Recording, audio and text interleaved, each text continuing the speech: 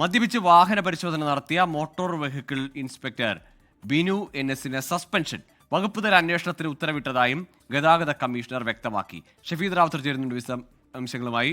ഷഫീദ്, അടിച്ചു പൂസായി ഒരു പരിശോധനയായിരുന്നു ഇന്നലെ രാത്രി നടത്തിയത്. ഏതായാലും അതിലിപ്പോൾ നടപടി വരുന്നു.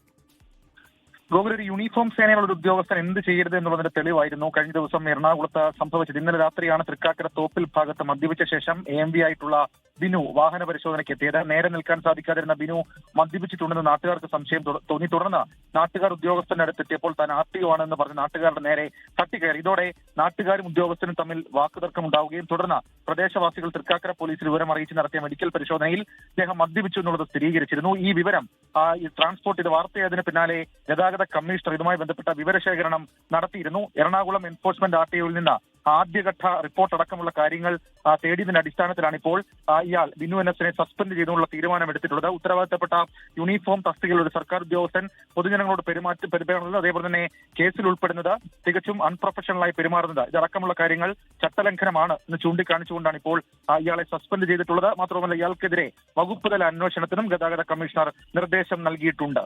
ഗോകുൽ, ശരി ഷഫീദ്, ഇന്നലെ രാത്രിയാണ് ഇങ്ങനെ ലക്ക് കെട്ട് ബോധം കെട്ടൊരു പരിശോധനയ്ക്ക് ഇറങ്ങിയത്. ഏതായാലും ഇന്ന് പകൽ നടപടി വരുന്നു. സസ്പെൻഷനാണ്. ഇനി വീട്ടിലിരിക്കാൻ കുറച്ചു കാലം. ലോകത്തെവിടെയായാലും ഏത് സമയത്തും 24 വാർത്തകളും ഓഗ്മെന്റഡ് റിയാലിറ്റി പാക്കേജുകളും എക്സ്പ്ലെയിനറുകളും വിശദമായി കാണാൻ ഞങ്ങളുടെ YouTube ചാനൽ നിങ്ങൾക്ക് സബ്സ്ക്രൈബ് ചെയ്യാം.